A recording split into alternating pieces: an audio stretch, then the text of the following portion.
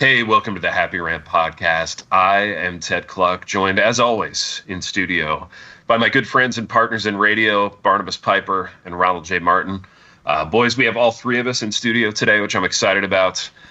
Good to have you boys back doing radio, doing what we were put on this earth to do, which is talking and saying things in a culture that is very averse to anyone saying anything. So I don't know what that says about us, boys. Yeah, it's not averse to words. We've chosen to do. It's not averse to words. It's very averse to like opinions and saying anything with point. Yeah, it's typical of me to really finally start to pop as a communicator just when the culture kind of says that you can't say anything. So that is delicious irony, boys. But Piper, we have a sponsor that we're all fond of. Doggone it, I'm just going to say it. We all just really, really like this sponsor. I know that the nature of these relationships is that they come and go, and they're going to have to leave the fold soon. But you know what? We still got them, and let's enjoy every moment, okay? And every dollar. Moment. Tell us, yes. Tell us about the CSB. Yeah, so our sponsor is the Christian Standard Bible, put out by Holman Bibles, which is part of Lifeway Publishers, and it's particularly the He Reads Truth and She Reads Truth Bibles. If you've listened for the last few episodes, you've heard this. They're actually offering a giveaway to our listeners, so I'll give you details on that in a minute. But He Reads Truth and She Reads Truth are actually websites, and the kind of a devotional publisher that put out these read through the Bible devotional resources, so free online, and then they have books that you can use that companion with your Bible. And then they worked with CSB to release a Bible, one aimed at men, one aimed at women, beautifully designed. And they're much more sort of reflective devotional Bibles than they are technical study Bibles. So there's a lot of really helpful information to help people with biblical familiarity, biblical literacy, timelines, outlines, things to just help you see how the Bible fits together so that you can be a person of the Word. And like I've mentioned before, they're probably the best designed Bibles I've seen in terms of just the aesthetic, the usability. They're beautiful. So if you're interested in this, you can either go online and buy it if you don't feel like waiting, because they're available at Amazon, they're available at Lifeway.com, they're available at ChristianBook.com, wherever you buy books. Or you can go to HappyRantPodcast.com, and you will see a button there that says Enter Giveaway. And they're giving away 2 copies of the He Reads Truth and 2 copies of the She Reads Truth, and it is open until October 15th. So you have about a month, or a little bit less at the time this releases, to go ahead and enter that. And they will give those away. These make great gifts. They make a great gift to yourself. If you're into the whole self-care thing, you can treat yourself. So go to happyrantpodcast.com and enter there. We'll also have it in the show notes on the blog page as well. Go ahead and enter that, or just go buy one if you're an impatient person who wants it immediately. I think we're all into the whole self-care thing. I know I am. I'm big into... For being honest. Yeah, I'm big into self-care. I'm also big into feeling triggered, so let's see where this podcast goes. I'm on edge already. So I'm big into self-cake more than you. Self-cake. I think that's what I'm really big into, boys, right now. That'd be a good band name, baby. Self-cake. Self-cake? Yeah, that really would be great. Also a good bakery name. Yeah. Yes. Oh my gosh. Self-cake. My head is spinning towards great titles and new ventures. Piper, now, are there not already 4 bakeries in East Nashville called Self-Cake? There have got to be. Being that it's the self-care and hipster capital of the world. Yeah, but the thing is, it's also the no gluten place. So, that's true. How do you do a bakery in East Nashville? Really badly. It's illegal there. Yeah, I mean, you can bake things, but it's it's like eating mulch and sand. Dude, you know what I want to start? I want a bakery that, the point of it is to bake stuff and just invite people in to say, no, I can't eat that. Just because there's a certain amount of pleasure in that moment. You know what I mean? Right. Well, have them purchase the pastries and just have them sit on the plates. and then when have they them don't sit eat on the them, plate. you just put them back in the display case. The entire bakery exists for smells and Instagram. Right, we only had to bake everything one time. That's the business model, Ron. I mean, do you think could we get an investor for that? Absolutely. Self-cake? Yeah. Self-cake is big.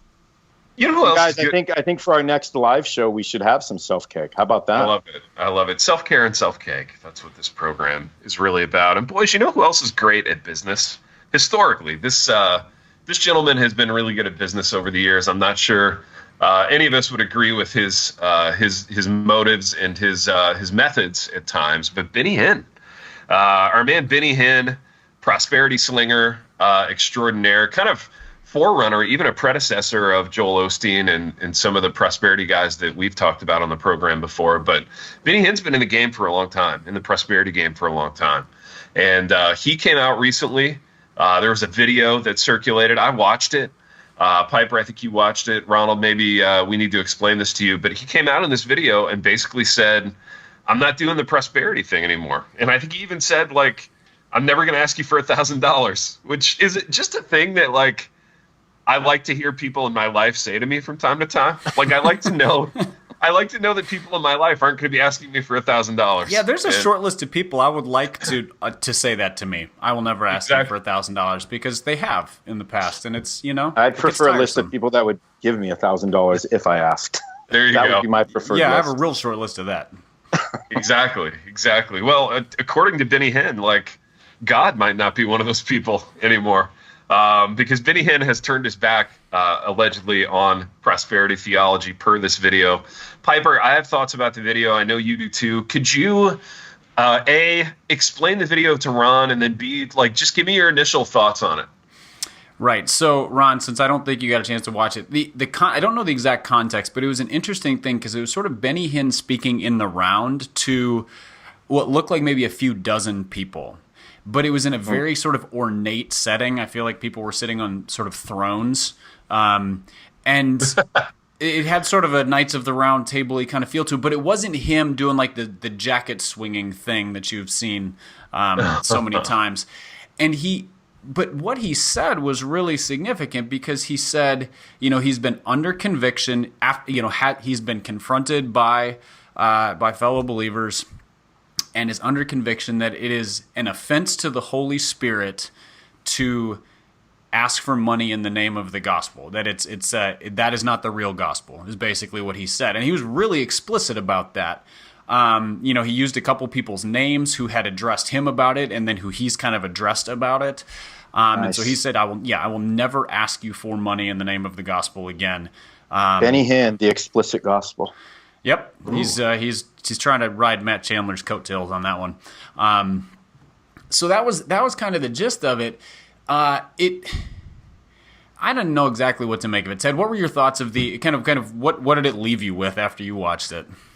Okay, so I loved your setup with the Knights of the Round Table kind of motif, but instead of being like other knights on the level of Benny Hinn, it was just like random. I took a nice long look at the audience, and it was a bunch of kind of random guys in T-shirts, and the people in the audience, Pipe, I feel like they should get their money back for like however much they paid for these tickets, because they just seemed really confused. Like they came into the room like expecting a certain Benny Hinn experience, and they kind of got bait and switched in that they got just a very calm guy kind of explaining some stuff to them. And they look like, to me, they didn't know what to do with it. Did you have the same kind of audience moment? Yeah, there was a lot of sort of nodding and mm-hing, but it was much more like, this is the instinctive thing you do at the pauses. It's a cadence, not there wasn't the sort of like, I'm hearing what I came to hear affirmation. And there was definitely I don't think they've ever heard the concept of like, this is an offense to the Holy Spirit. And when those words came out of his mouth, they were like, wait, what? What is that? I don't understand. There was a lot of that face. Yeah, exactly. It was that face. It'd be like buying a ticket to an MMA show and then getting there, and instead of the guys fighting in the cage, there were just like a couple of chairs set up, and they just really talked out their feelings about each other. Knitting. They started knitting blankets. They're knitting. They're talking. They're saying, I really don't have anything against you. And the other guy's like, I really don't either. Or even like getting up and going, I've come to the conviction that violence is wrong. Like, you came here to watch me beat the bejesus out of this guy. And I actually believe that physical conflict is harmful, is wrong, leaves people in an unhealthy place. And it's offensive, and I'm not going to do that anymore. And the guy in the Tap Out t-shirt is like, I saved up for 3 months for this trip to Vegas to watch this show. I feel really ripped off. Ron, you got a question? Yeah, so it's back in the day, man. It just reminded me of something. Back in the day, I would listen to this guy every once in a while called the Bible Answer Man. You guys remember him, Hank Hanegraaff? Yes. Yeah, yes, totally. Hank. Anyway, Hank obviously had a major vendetta against Benny Hinn and, everybody like him of his ilk, Yeah. But he used to always talk about one of his like themes. This was a long time ago too. But one of the things he always said about Benny, because people would call up and say, "Hey, didn't Benny repent? Didn't Benny like approach you and say he repented of all this prosperity gospelizing and that he's turning a corner?" And Hank would always say, "Yes, actually, he has verbally repented a couple times, but we've actually seen no change in his behavior. His ministry is still moving forward and going strong." So it just reminded me of that, like getting this apology. And again, it's always going to be, and whether we see any fruit, but there's at least a pattern of Benny throughout his career saying, "I'm sorry, I repent of this like prosperity gospel." Dude, really, that's fascinating. Seems like he returns to. Well, I didn't know that was a thing. And that's, so Costi Hinn, who is Benny's nephew, who has spoken at Gospel Coalition and is very much kind of in the, call it our camp of how we understand the Bible, and has very explicitly left behind the sort of prosperity culture.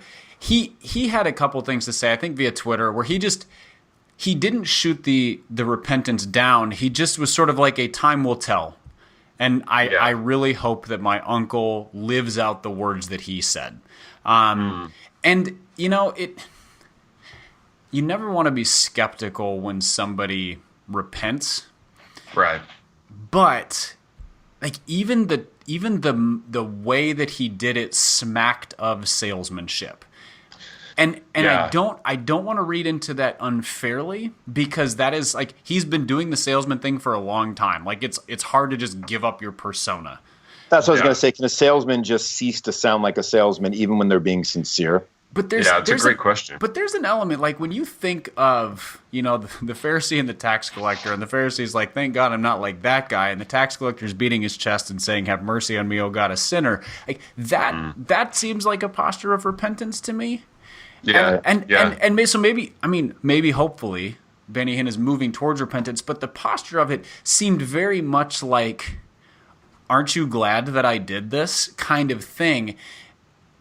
But again, even as I say that, I'm a little bit uncomfortable criticizing somebody else's way of repenting. I don't know. I don't know that we want to. Yeah, and I think you're right, Pipe. We don't want to get into like personality and tone. I think that's true. I think we want to look at fruit. And again, we don't even want to be the judges necessarily. We're not in his circles necessarily. We're not, so in that sense, he has people closer to him that should at least like be for somebody to make a statement like this, I think he needs counselors around him. Yeah. But wouldn't we see some immediate fruit from this? Wouldn't we see I'm changing my practices. I'm even relinquishing. Right. Wouldn't it be amazing to see him sort of go the Zacchaeus route, where he's like, anybody exactly. I have defrauded, I give back that plus some, and sort of the thing where repentance leads to like a true reversal of direction.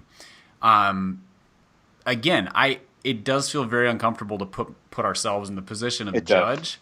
It does. But there was something about it that I heard it and I was like, the words sounded right. I don't know. I don't know what it will lead to. So I guess I just put myself firmly with Costi Hinn, where I'm like, I don't know what to make of it. I really hope it bears out. Yeah, absolutely. And I think that's the only safe place to be with it, in terms of like not putting ourselves in the place of judge, not being like that person that says, "No, this is impossible. I don't trust a word out of his mouth." But since the words out of his mouth have been as untrustworthy as they have been, there has to be sort of a wait and see, trust the Lord to do that work, because the Lord is capable of doing that work. And I guess we'll see in the fruit. Well, and I tell you what I've learned from this discussion, boys, and I feel like this is going to be profitable for me moving forward. As the scriptures say, and it's a good reminder, whenever you do your repenting, you do it to the Lord and Hank Hanegraaff. So I feel like the camera. Right. I've been remiss in the sense that like I haven't brought Hank Hanegraaff into my repentance life in quite until we hear from Hank. I won't be satisfied. Yeah, until Hank says, you're okay, the sin is removed as far as the east is from the west, then I'm not going to feel completely content in my heart. To be fair, he is the Bible answer man, so I think if he was on this particular podcast, he would be able to tell us definitively whether or not this was a legitimate repentance, because he is the Bible answer man. Dude, and who Forgive has me, the Hank, for I answers? sinned, you know? Yeah, I mean, when I'm seeking answers in life, I look to the Bible and old Dutch men. I mean, that's really as far as it needs to go. Now, For Hank boys, so loved the world. for Hank so love the world. That's right. Indulge me in a little like curiosity here. I'm getting a Google image on Hank Hanegraaff here. I gotta. Yeah, I don't even know. Dude, what he you know looks like. what? I got to check that out because I gotta see what our boy Hank looks like. Hank looks like. All right, I'm looking at it right now. Exactly what you would expect him to look like. Oh man, Yeah. that's not what I expected him to look like. Really? What'd you expect, Pipe? This is fascinating. I don't know. So the one I'm looking at, he's got a. It's not quite shaved head, but it's like that super close cropped on the side and then shaved on top. And then he's got like the tinted tortoise shell glasses, or maybe they're what do they call those? Transition lenses? Transitional lenses, yeah. But dude, almost all the he shaved his head. I haven't seen him in so long. He looks tougher than I would have expected. I expected more like a full head of white hair, dark suit kind of vibe. Yeah, I can see that, Pipe. That's a really good point. Hank, so in like at least a half to 2/3 of the pictures that I've seen, he's wearing like a Nike polo. I feel like he's got a birch deal with Nike. I feel like there's going to be a Hank Hanegraaff shoe like in production. Well, boys, it's worth also pointing out that a few years back he went Eastern Orthodox in his Really? yeah. Oh, that's fascinating. So he kind of pulled himself out of like evangelicalism and went Eastern Orthodox. Dude, you know what Hank's look says to me? It says, I get up earlier in the morning than you. I jog more miles than you. He's like an interesting, compelling mixture of like fitness, Christianity, and old person, which is kind of an intoxicating stew. If you he's think also the about father of I think 9 or 10 children too. By the way, well, sure. I mean that's standard stuff. That goes without saying. That goes without saying. To be expected. I do enjoy that as you scroll down the Google images. There's one right in the middle where it says Hank Hanegraaff lying for Jesus, and it's a picture of Ben Stein. And I don't even want to hit that link. I just want to just leave that as a conundrum of ideas right there. It's puzzling. Yeah, dude, Hank's definitely got a Nike contract because he's rocking the swoosh in just almost all these pictures. But dude, he looks very CrossFitty to me too. Yeah, like old man CrossFit. Yeah, old man CrossFit. 9 years old. So what do we? So here's a question for you guys, man. What do we make of this? This is what I'm always fascinated by. So we have guys that are sort of in our tribe that our tribe knows about, and then there's other tribes where other people exist in those tribes, and they're kind of known for what they're known for in a tribal way. And then I feel like you have these outliers, like Hank Hanegraaff. Like, who is Hank's like principal tribe? I'm always fascinated by that because, again, back in the day, Hank was kind of leaning into more reformy kind of guys, and he was catching a lot of heat because he kind of came out of this sort of Calvary Chapel, evangelical side of things. So he was kind of leading more into like Reformed doctrine, and he was catching a lot of heat from that. But then at the same time, it's not like he actually took a deep dive into like Reformdom, right? So where does he exist in terms of evangelicalism? Is kind of Ron, where is Hank headquartered like geographically in the world? Last time I looked, it was like he had gone from Southern California to South Carolina or one of those deals. Wow. He had made it's cheaper to relocate to back in that day, Dude, he's never taken a poll in Grand Rapids though. I thought that he would be like an ideal fit for that. Not that I know of. No, not that I know of. Interesting. Yeah, I don't know, man. But that's a weird one. Like, where does he exist? What do you think, Pipe? See, I'm trying to get I was largely unfamiliar with him, other than like name and sort of. I know that he's a guy who does some things. I would have pegged him as part of like sort of that Moody Radio, Moody Bible Institute. Yeah. Oh, that's a good one. That's a good one. Because I worked at Moody for 2.5 years, and Moody couldn't peg Moody. Like they didn't. When we tried to talk about who was our audience, it was basically like people who believe the Bible, and so there is this center cut orthodoxy there, not Eastern Orthodoxy, but just like biblical orthodoxy, which is it's non-reformed, but on one end open to reformed theology. It leans dispensational, but not entirely dispensational, although it's more that. just sort of that traditional Bible teacher crowd, I think. And Yeah. which is Yeah. really hard to peg because it's not tribal at all. Right.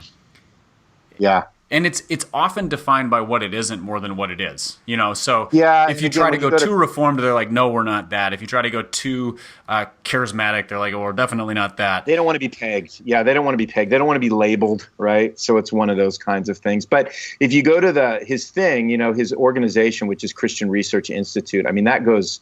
I forget who's the Pipe. Do you remember who the founder of that was? Kind of a legendary, evangelical dude. Christian Research Institute. Yeah, that's his thing. CRI. That's kind of what hosts everything he does. Nothing I says forget good who it was. podcasting like Googling Like just finding things. information out on the fly. I mean, I think that's the best kind of podcasting. You know. Yeah. Our history. Let's see. I'm on their website right now. This is fascinating. Listeners, buckle up. The late Dr. Walter Martin. Walter Martin. There it is. See, is he legendary?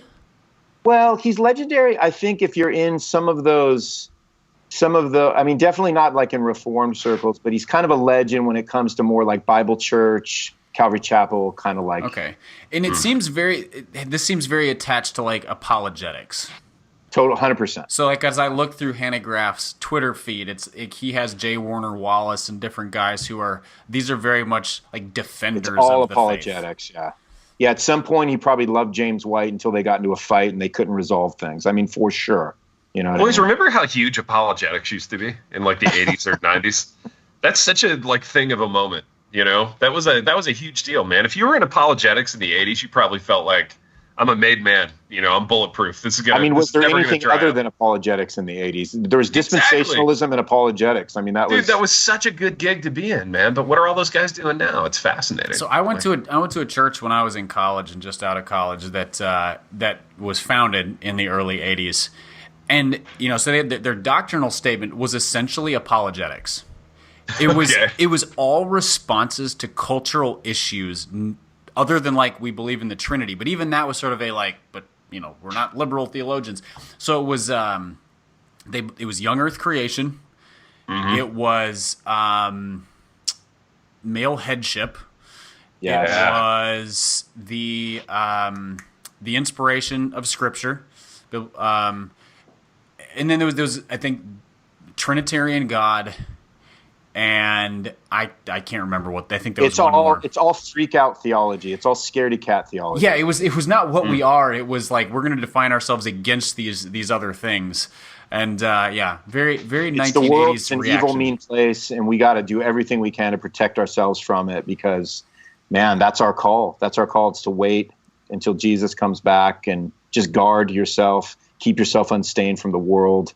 And again, be really, really scared. Be as scared as you humanly can. Oh, and ironically, I mean, it sat on like several dozen acre campus with a big fence around it, and you couldn't see the church from the road. So it definitely had that. It definitely had that visual vibe of we are protecting ourselves from suburban Chicago's it sin didn't look and stain. cultic at all. There was nothing that looked cultic about it at all. It was great. Nope. Not We're even going to protect ourselves from all those like strip malls with Chico's and Jewel Osco and, you know, That's right. Home Depot. Party City. Ugh, Yeah. how dare all they? that Mexican food, guys. It's just Exactly. Yeah, wreaking havoc. all that suburban Chicago stuff, man. It's terrifying. My goodness. The Chicos especially. You got to watch out for that. All those pantsuits and, you know, very, very stylish, timeless.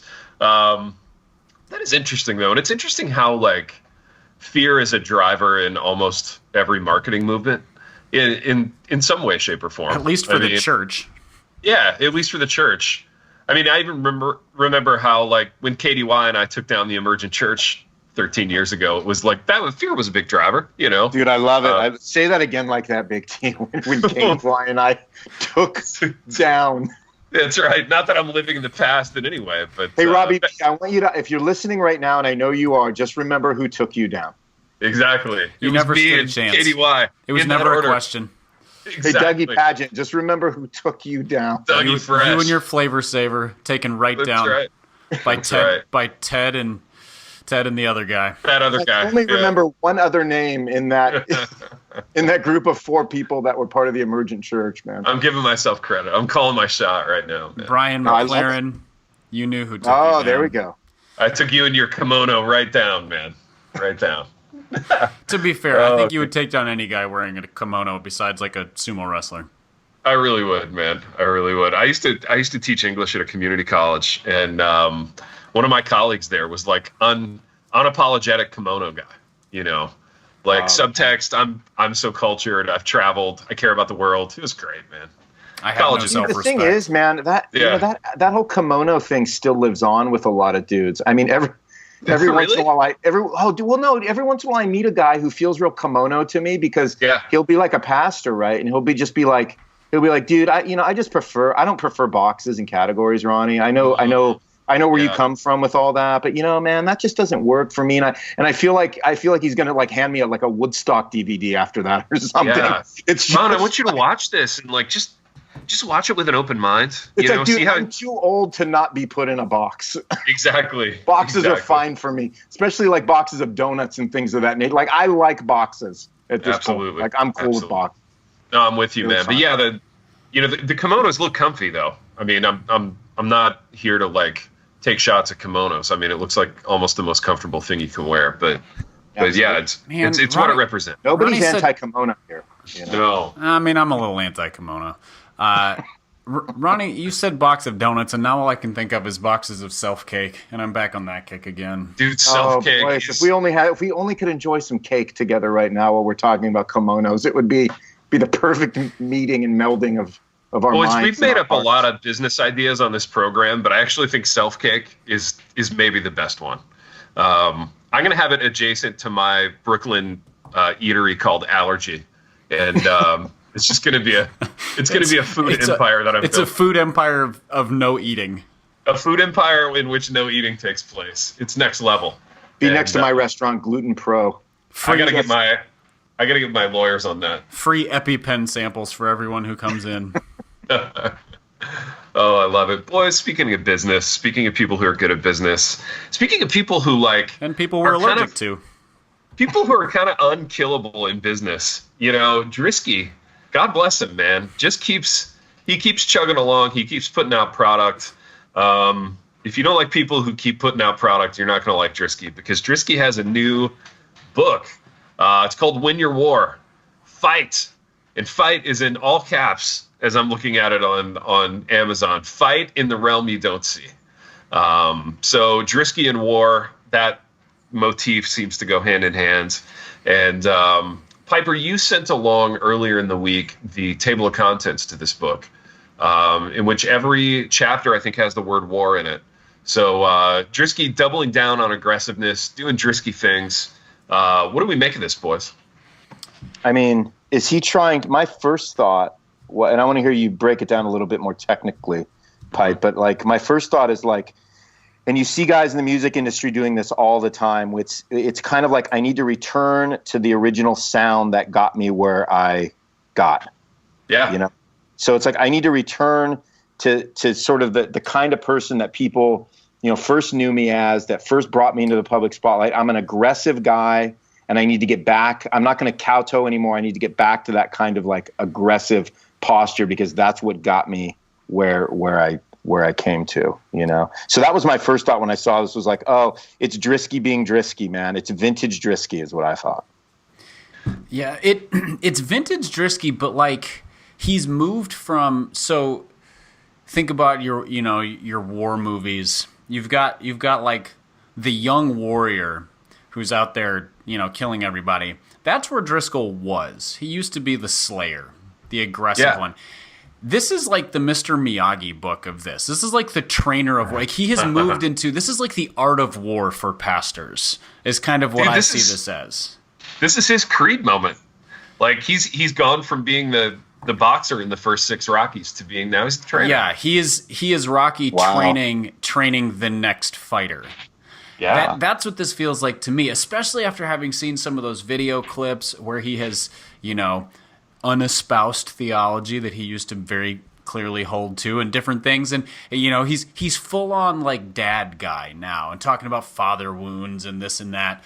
So this is the this sensei type of thing, much more than the like aggressive scream and spit in your face kind of thing. Sensei Driscoll. Yeah, I love it. Who else would we want to sit under to learn how to wage war? It's perfect. Dude, you guys, who would you rather have dinner with? Driscoll? Sensei Driscoll, like this mid-career Sensei Driscoll, or Mr. Miyagi from the Karate Kid movies? Oh, that who would be a better dinner hang? Insufferable. That sounds like the worst dinner ever. Both of them sound terrible. They do. They're not great. They're not great options. But I don't know, Ronald, who are you going with?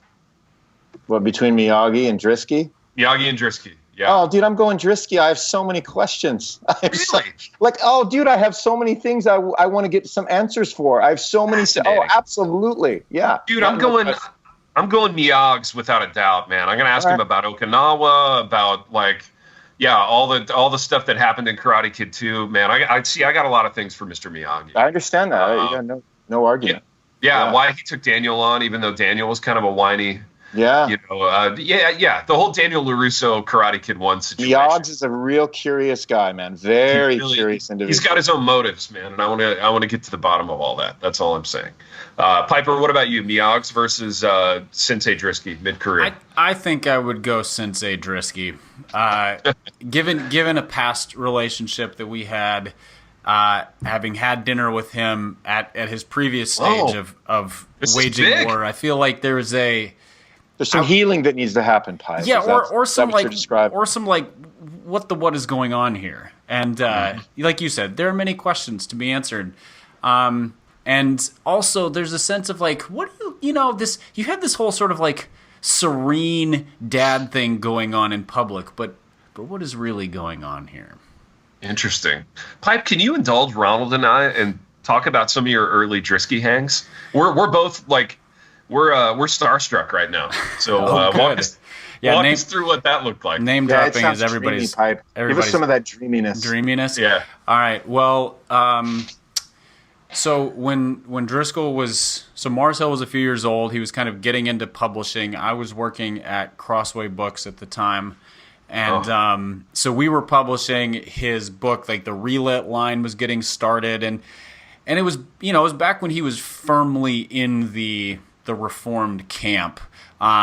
He was absolutely the wild card. People were like, we don't really know what to do with this guy, but we also really like what's happening when he preaches and stuff. So he would get invited to preach at conferences that he would totally turn up his nose at now, like 800 Christian counselors, and he's going to go talk about addiction and things like that.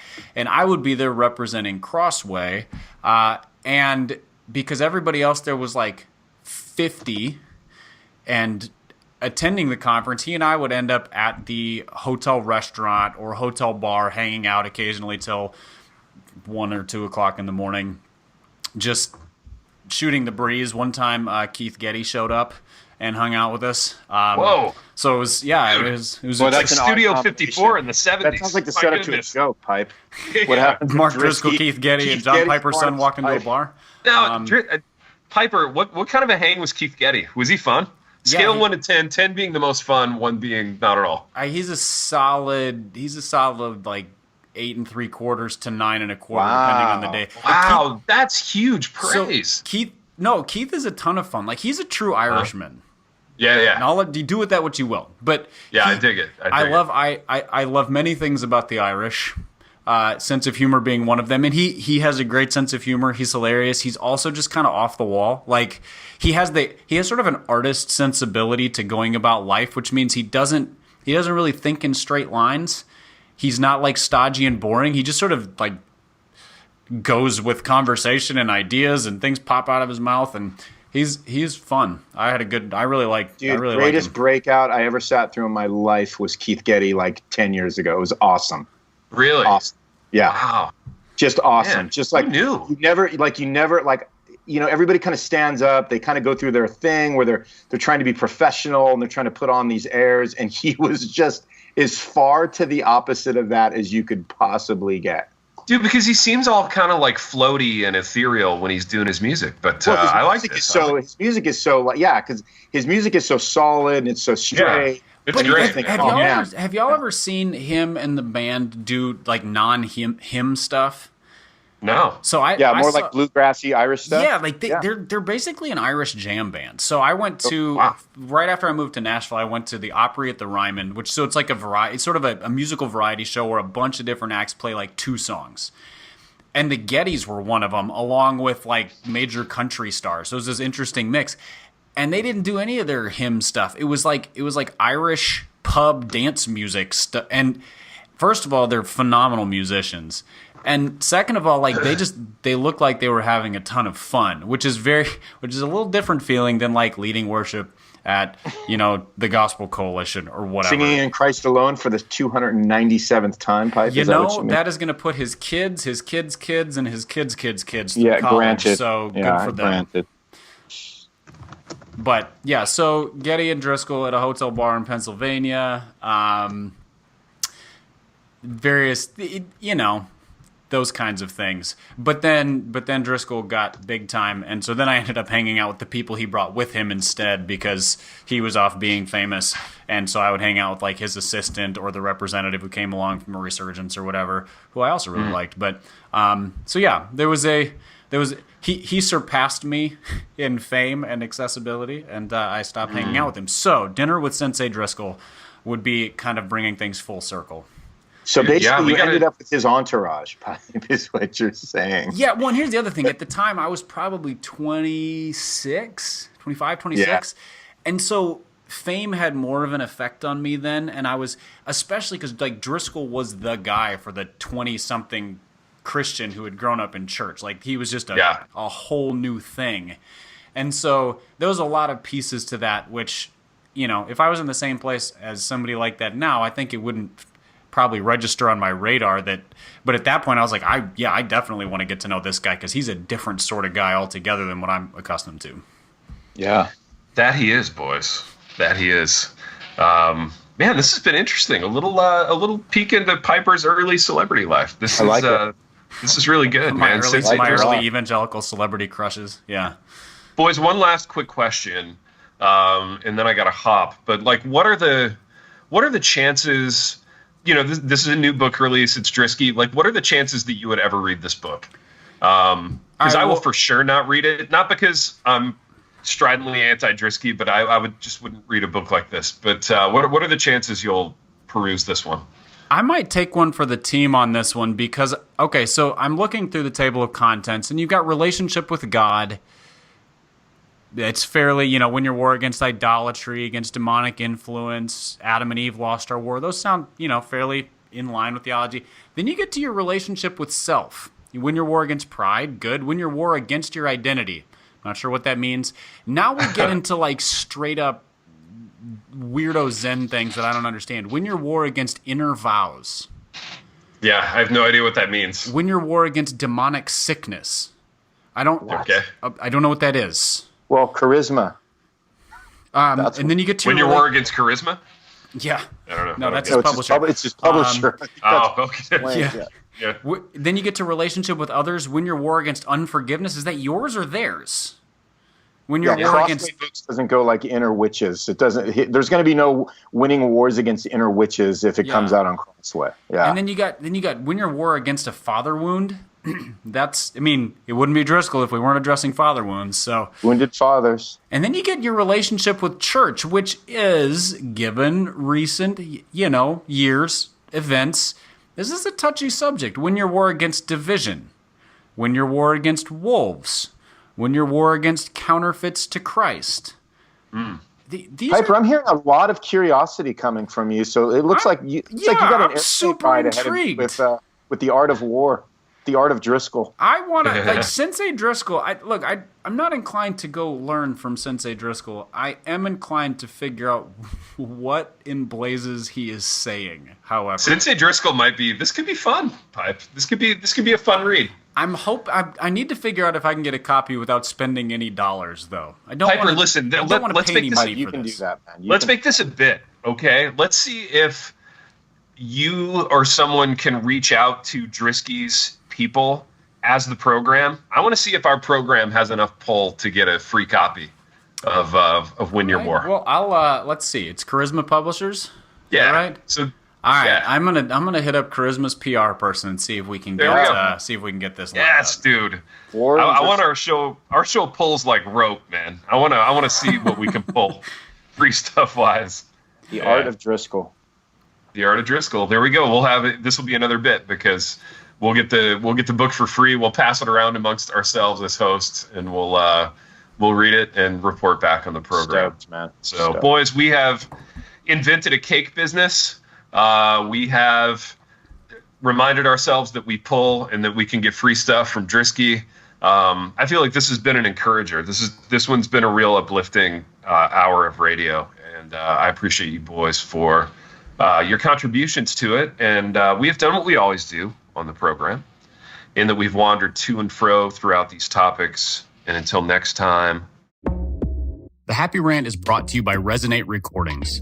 If you go to resonaterecordings.com, you can see the full range of services they offer. So if you're considering starting a podcast, they are the ones we recommend going with. Again, go to resonaterecordings.com to see their prices, to connect with them and ask any questions, and to see what they can do to help you launch, edit, master, and improve your podcast. Again, go to resonaterecordings.com to see what they can do to help you launch and improve your podcast.